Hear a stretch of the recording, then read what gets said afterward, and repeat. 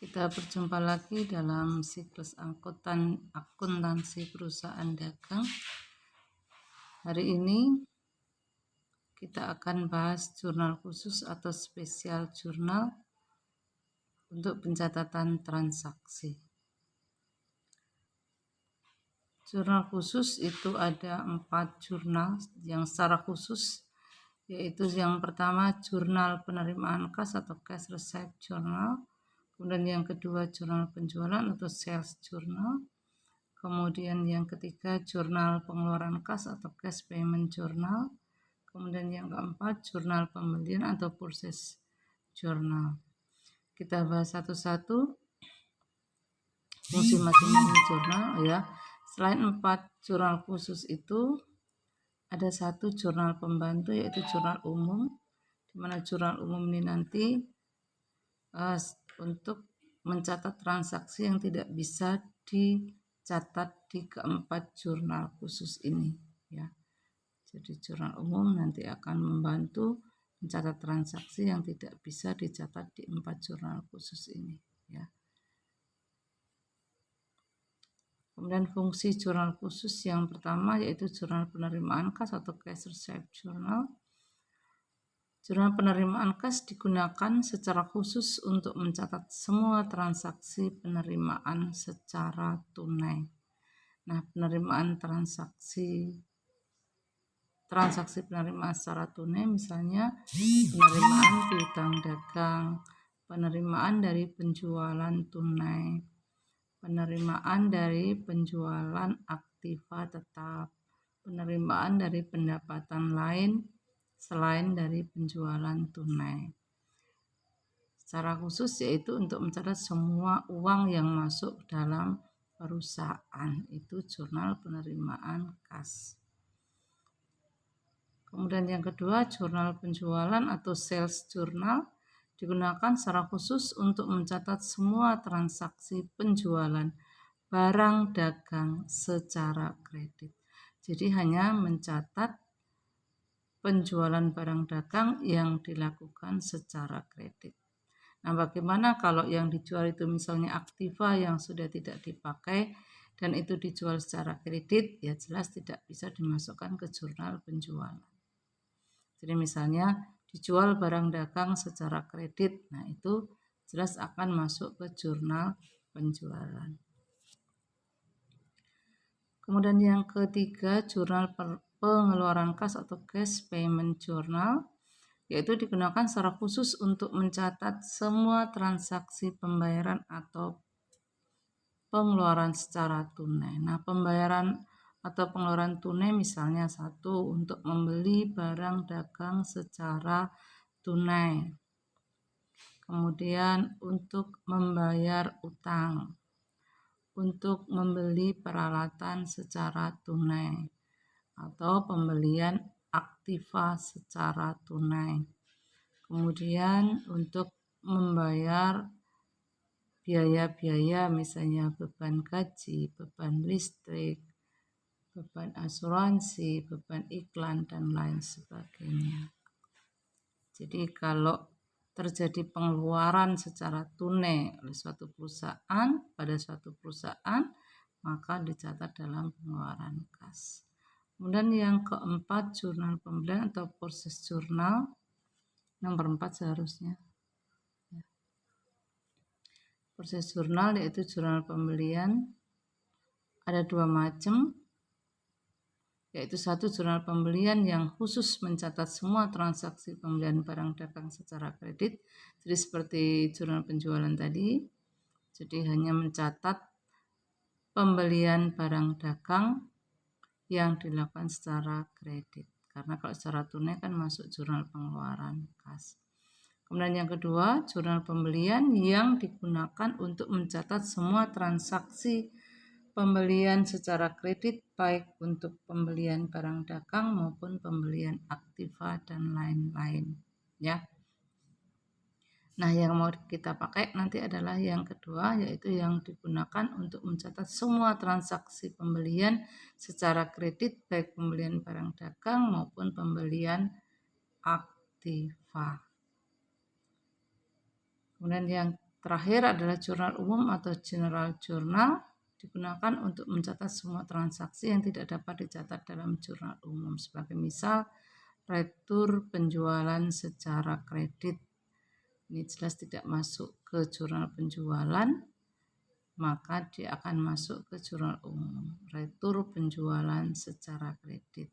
Kemudian retur pembelian secara kredit. Kalau pembeliannya secara kredit masuk jurnal pembelian. Pembelian secara tunai masuk ke pengeluaran kas. Tapi kalau retur pembelian secara kredit, ini jelas tidak bisa dimasukkan ke 4 jurnal tersebut, maka akan masuk ke jurnal umum atau general journal. Misalnya pembelian investasi aktiva tetap, ya, itu juga tidak bisa masukkan ke keempat jurnal khusus, maka dia akan dicatat di jurnal umum. Jadi itu tentang jurnal khusus. Nah, sekarang bagaimanakah bentuk jurnal khusus? Kita lihat. Ya, ini bentuk jurnal khusus. Yang pertama adalah jurnal penerimaan kas, ya. Ini seperti biasa.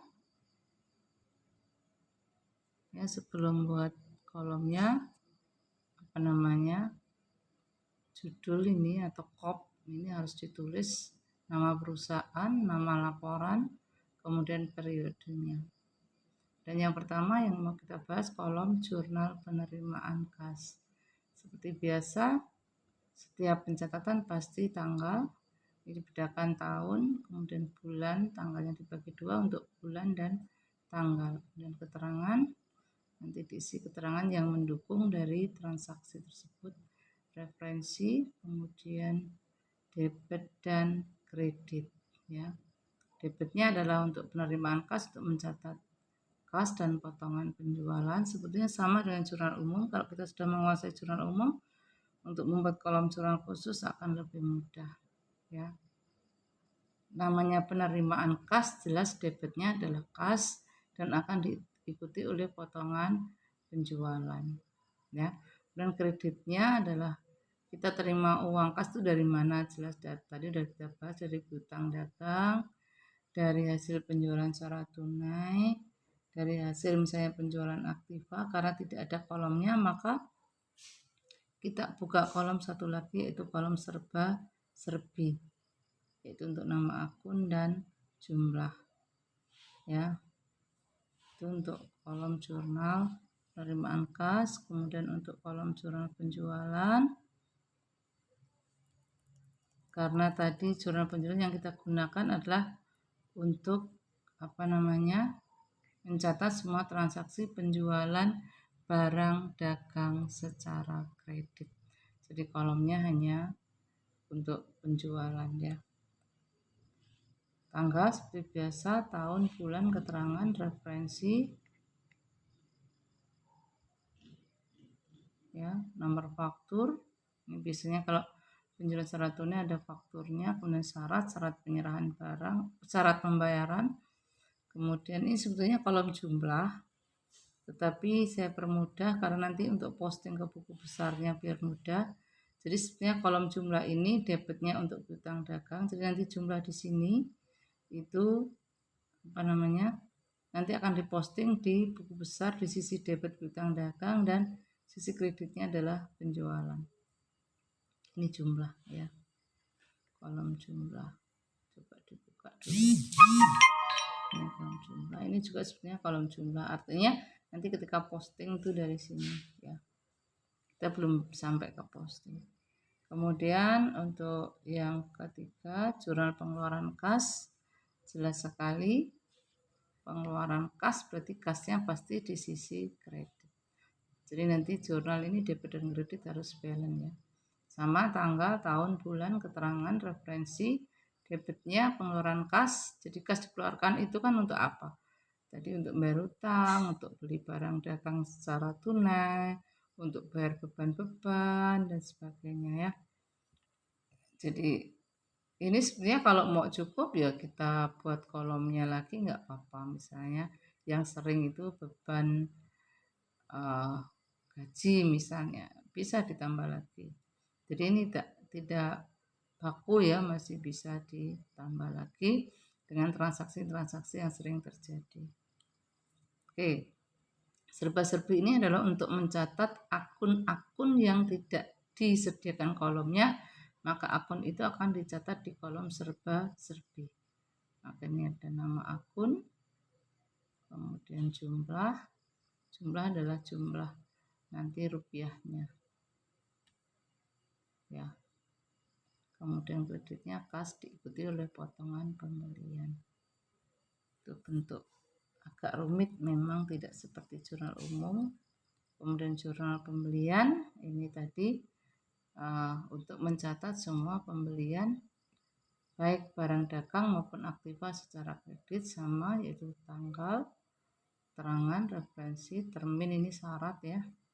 Kemudian dibuka untuk debitnya kolom pembelian, kolom perlengkapan ini juga menyesuaikan nanti mana yang sering keluar atau sering dibeli, maka disiapkan kolom, atau mau ditambah juga nggak apa-apa, misalnya pembelian, perlengkapan, satu lagi peralatan, itu untuk yang sering dibeli nggak apa-apa. Kemudian kolom akun serba-serbi ini harus ada karena untuk mencatat akun yang muncul tetapi tidak disediakan kolomnya di sini ya, maka akan masuk ke kolom serba-serbi. Kemudian kreditnya adalah utang dagang, karena memang semua pembelian secara kredit maka akan muncul utang dagang ya, si kredit. Nanti ketika kita sudah catat jumlah debit dan kredit harus beda. Dan yang terakhir adalah jurnal umum, ini sudah sangat familiar. Jurnal umum ya sama juga ya, tanggal, tahun, bulan, tanggal, nama akun. Ini bukan keterangan tapi nama akun yang muncul, kemudian referensi, debit dan kredit ya, seperti biasa. Kita akan coba transaksinya ya. Ini transaksi, ini saya buat lengkap dan neraca saldo, karena nanti ini akan kita posting ke buku besar sehingga buku besarnya menjadi lengkap. Kemudian di bawahnya adalah transaksi-transaksi. PD Anugrah selama bulan Desember 2009, transaksinya sebagai berikut. Tanggal 1 menyerahkan uang tunai sebesar 7 juta rupiah dan seperangkat peralatan kantor 2.500.000 rupiah sebagai modal perusahaan. Menyerahkan uang tunai berarti perusahaan menerima uang 1 dan menerima peralatan. Nah, menerima uang akan dicatat di jurnal penerimaan kas. Untuk seperangkat peralatan ini tidak bisa dicatat di jurnal penerimaan kas, tidak juga dicatat di jurnal pembelian karena kita tidak beli, karena ini investasi, maka ini nanti akan dicatat di jurnal umum. Jadi yang pertama yang menyerahkan uang tunai dicatat di jurnal penerimaan kas, dan yang seperangkat peralatan akan dicatat di jurnal umum. Sekarang kita lihat pembukuannya ya, untuk jurnal umum dulu yang sudah kebuka. Ini peralatan,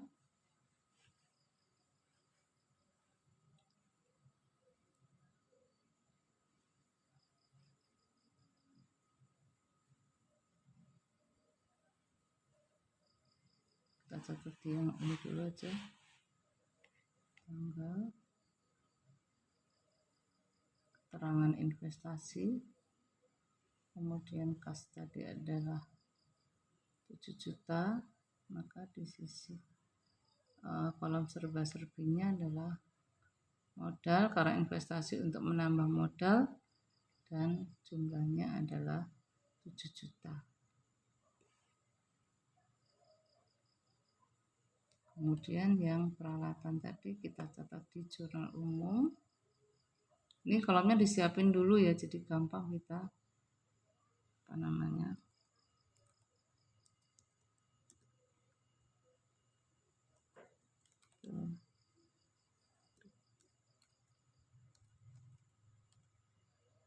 sisi debit,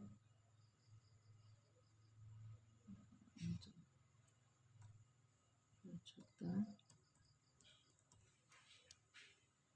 500.000, kemudian kreditnya adalah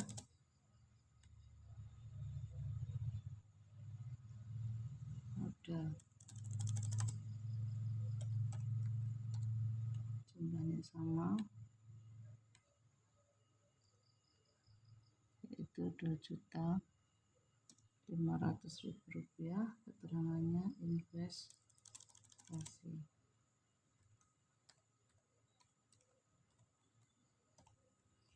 Oke, satu transaksi yang pertama sudah selesai.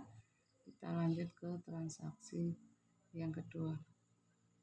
Dibeli barang dagang dari toko maju senilai Rp3.400.000 secara tunai. Dibeli secara tunai ya, berarti kita mengeluarkan sejumlah uang, berarti masuk ke jurnal pengeluaran kas. Sekarang kita cari jurnal pengeluaran kas.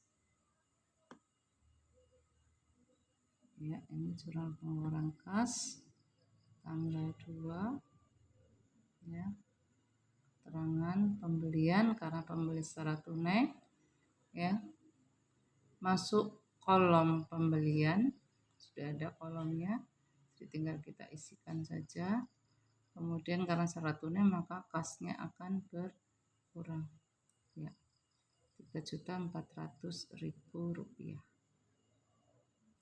Baik, transaksi kedua sudah. Sekarang transaksi yang tanggal 3 Desember, dibeli barang dagang dari UD Lancar senilai Rp3.100.000, syarat 2/15 N/30. Kalau ada syarat berarti transaksi itu secara kredit. Karena yang dibeli barang dagang dan secara kredit, maka masuk jurnal pembelian. Ya, kita coba lihat jurnal pembelian. Oke, kita masukkan tanggal 3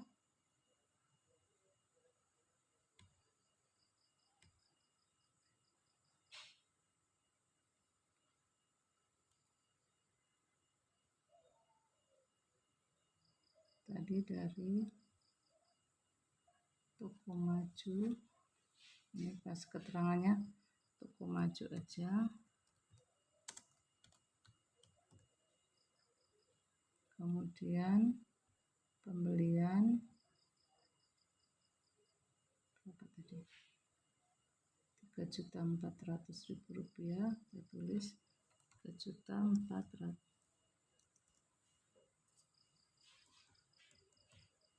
ya. Dan utang dagang ya. Terminnya ditulis tadi 3/15 N/30. Oke, transaksi nomor 3, tanggal 3 sudah selesai. Sebetulnya kalau kita pahami lebih mudah ini daripada jurnal umum. Hanya membuat kolomnya memang agak rumit. Kemudian yang tanggal 4, dibayar iklan untuk 1 tahun sebesar Rp900.000 dicatat sebagai harta. Dicatat sebagai harta berarti karena iklan maka nanti akun yang dipakai adalah iklan dibayar di muka. Dibayar berarti perusahaan mengeluarkan uang maka masuk ke pengeluaran kas ya. Kita lihat jurnal pengeluaran kasnya ya, tanggal 4 tadi kayaknya ya. Keterangan asuransi, karena di sini asuransi tidak ada kolomnya maka masuk kolom serba serbi ya. Asuransi tanggal 4 iklan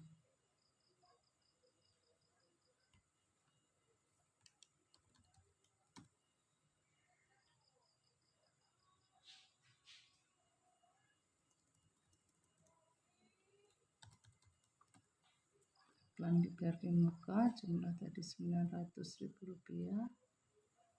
900.000 rupiah ya, karena secara tunai maka kasnya berkurang 900.000 rupiah.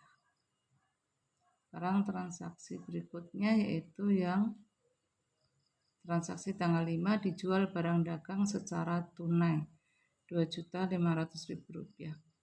Karena kita menjual dan itu secara tunai maka kita akan menerima uang. Nah, menerima uang akan dicatat di jurnal penerimaan kas. Jurnal penerimaan kas ya, tanggal 6 tanggal 5 keterangan penjualan saja, masuk kolom penjualan ya, ini masuk kolom penjualan, kas dulu ya, debitnya kas 2.500.000, kreditnya adalah penjualan.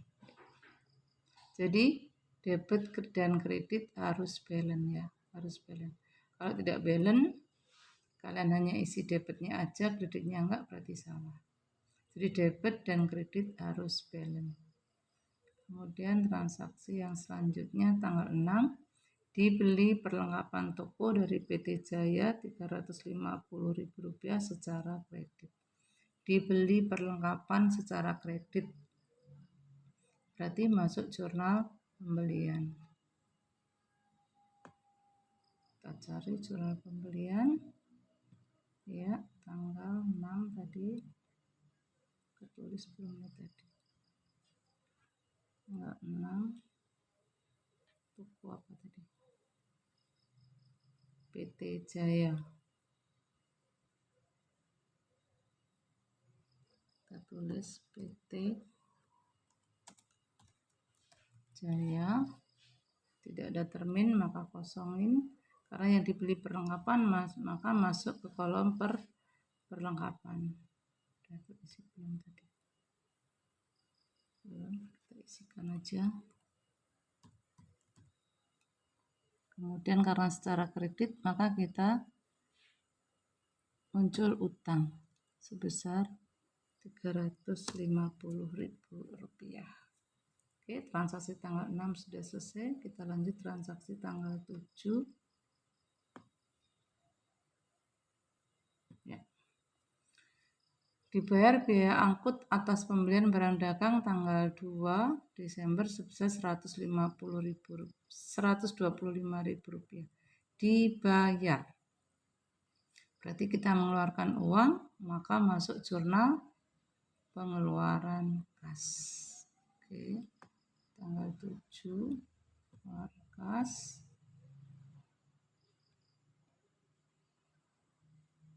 yaitu beban angkut pembelian. Karena di sini tidak ada kolom beban angkut pembelian maka masuk kolom serba-serbi. Nama akunnya adalah beban angkut pembelian, jumlahnya adalah sebesar jumlah beban angkut tadi 125.000. Karena dibayar tunai maka kasnya berkurang. Baik, tanggal 7 sudah selesai. Kita lanjut ke tanggal 8. Dikembalikan barang dagang yang dibeli dari UD Lancar karena tidak sesuai senilai Rp300.000. Dikembalikan barang yang dibeli. UD Lancar belinya secara kredit apa tunai, kita lihat ya. UD Lancar ternyata punya secara kredit, maka retur ini akan masuk ke jurnal umum ya. Kita lihat jurnal umum.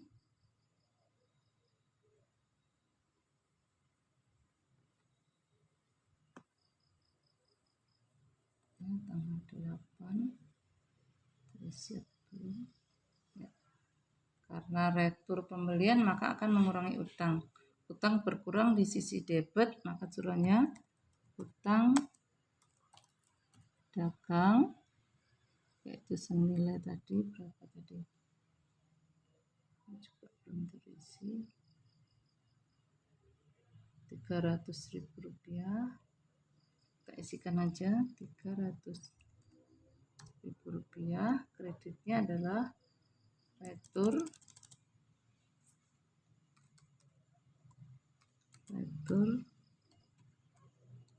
pembelian dan PH aja. Pengurangan harga yaitu sama Rp300.000. Oke, keterangannya adalah Budi Jaya. Budi lancar ya. Kita tulis keterangannya.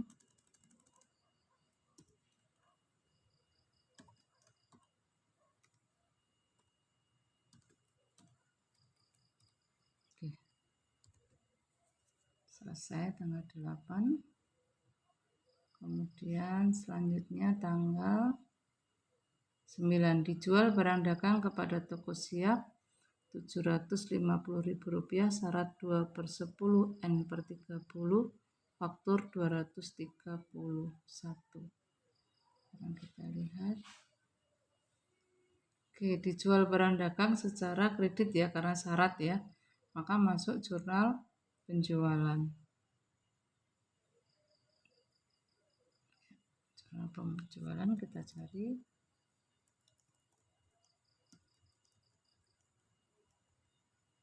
Ya. Sudah tercatat atau belum?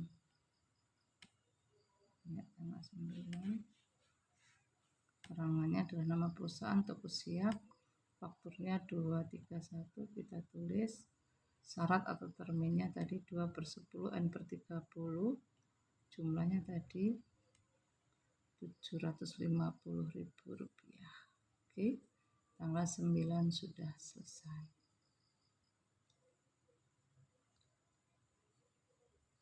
Kemudian tanggal 10 ini sama ya, kita lewatin aja.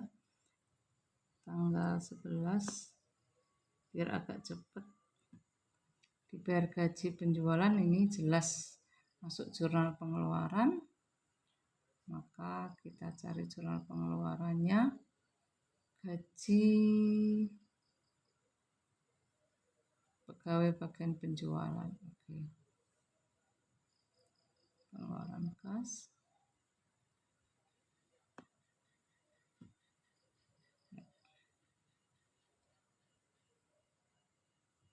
Gaji. Karena di sini enggak ada beban gaji, maka masuk ke kolom serbi nama akun beban gaji ya sebesar tadi yang dibayarkan Rp200.000. Ini sengaja angkanya kecil-kecil aja untuk memudahkan saja karena dalam kenyataannya tidak mungkin seperti ini ya. Oke, kemudian mungkin kita cari yang agak susah aja. Nah ini, diterima pelunasan dari toko puasa atas penjualan tanggal 10. Tanggal 10 dijual kepada toko puasa Rp600.000 syarat 2/10 N/30. Ini tanggal 19 berarti masih di batas syarat ya. Berarti nanti dapat potongan. Kemudian kita cari ada enggak returnya.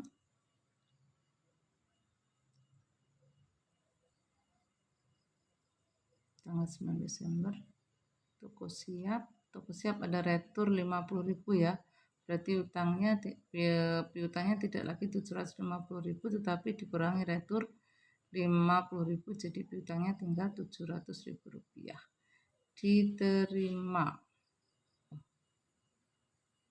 Tanggal 14 nih ya. Diterima pelunasan dari toko siap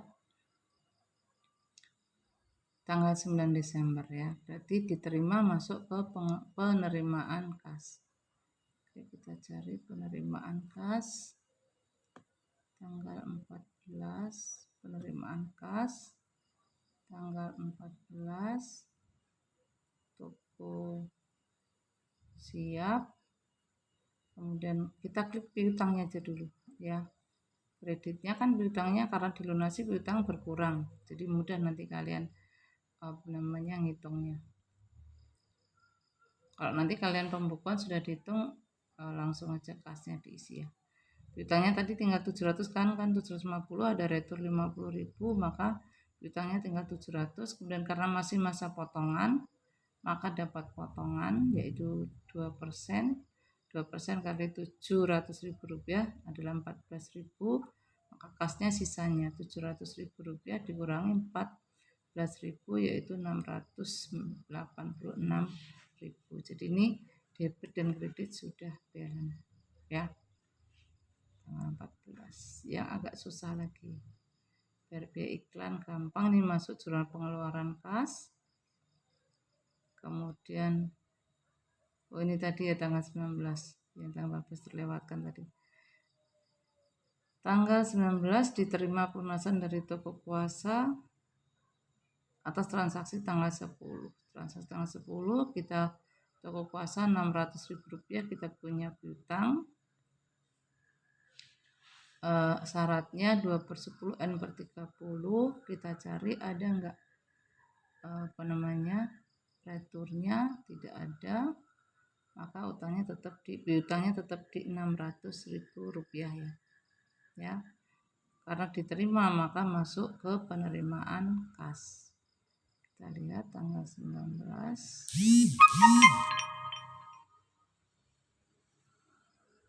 puasa ya, piutangnya tadi adalah Rp600.000 dan masih masa potongan karena tanggal 10 sampai tanggal 19 masih kena potongannya 2%. 2% kali 600.000 yaitu 12.000. Jadi yang diterima kas adalah 600.000 dikurangi 12.000, jadi 588.000 ya. Sudah selesai. Kalau selesai nanti langsung dijumlahkan. Anggap aja ini udah selesai ya. Dan kita jumlahkan, potongan juga kita jumlahkan ya, piutang juga kita jumlahkan. Kalau kita menjumlahkan jurnal khusus ini berarti kita sudah merekapitulasi jurnal khusus. Nah, rekapitulasi jurnal khusus inilah nanti yang akan kita posting ke buku besar. Jadi yang diposting hanya jumlah-jumlah ini dari akun-akun yang ada. Baik, sekarang kita lihat yang pelunasan utang. Dijual barang dagang, ini gampang, masuk jurnal penjualan. Atau mau kita lihat ya, tanggal 21 dijual kepada toko pantes, berarti secara kredit berarti masuk jurnal penjualan. Kita lihat aja, nggak apa-apa. Tadi ada yang kelewat juga. Ini tanggal 10 ya. Kita masukkan saja toko pantes, faktur 233 tadi kayaknya. Kemudian terminnya sama, jumlahnya 1.800.000. Ini tadi juga sudah terisi seperti ini. Nah, kalau sudah, anggap aja ini juga sudah, maka kita jumlahkan. Masih ada nggak? Ya, kita jumlahkan. Di Excel gampang jumlah pakai ini ya. Tapi itu tadi sudah saya jumlahkan, jadi jumlahnya Rp3.150.000. Oke, ini namanya juga kita rekapitulasi. Nanti jumlah ini akan masuk ke buku besar sisi debit piutang dagang, dan sisi kreditnya akan masuk ke buku besar penjualan di sisi kredit. Oke, masih sedikit lagi ini yang pelunas dibayar, mana ya transaksi pembayaran.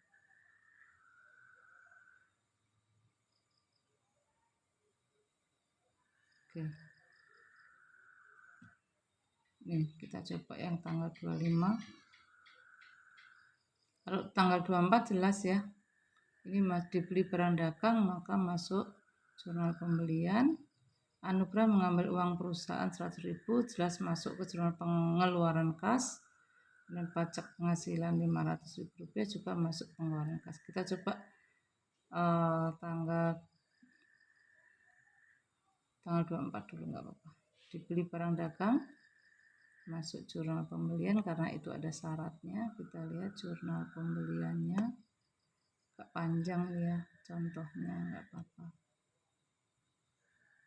Tadi kelewatan kayaknya.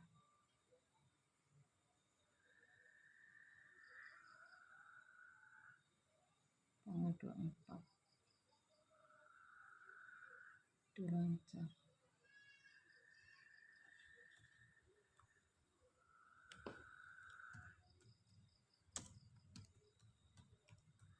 Lancar terminnya.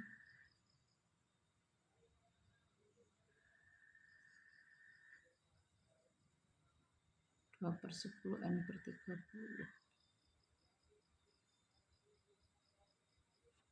2 per 10 N per 30 pembelian 2.600.000 ya, maka masuk ke utang dagang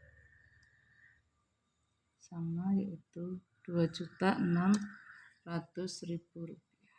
Oke, jadi kalau misalnya ini sudah selesai juga dijumlahkan ya, dan jumlah itulah nanti yang akan kita posting ke buku besar ya. Ya. Satu lagi yang terakhir PPH ya kayaknya, mengambil uang perusahaan 100.000 rupiah, ini berarti pengeluaran kas, yaitu untuk keperluan private.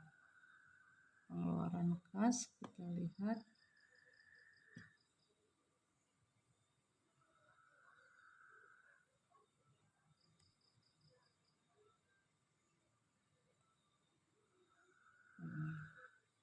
tadi kelewatan private.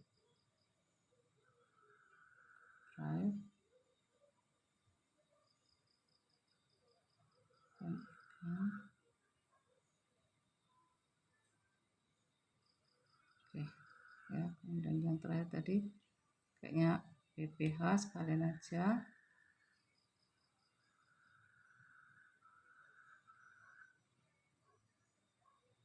PPH ini private ya, ini tadi banyak yang kita kelewati.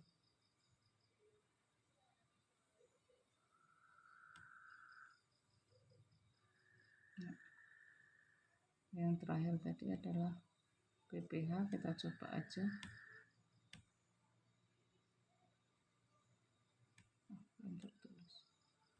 Karena tidak ada kolomnya maka masuk ke serba-serbi ya. Kemudian kita coba yang tanggal 15 tadi, kayaknya kelewatan, udah lancar pembayaran yang diterima. Oh, iklan.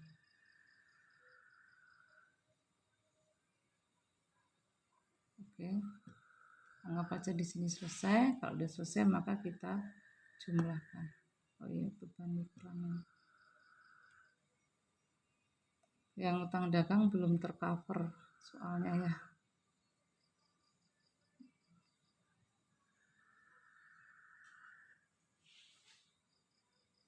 Kita jumlahkan. Nah, kalau sudah dijumlah semua berarti pekerjaan sudah selesai. Nah, demikian pencatatan transaksi ke dalam jurnal khusus pada perusahaan dagang.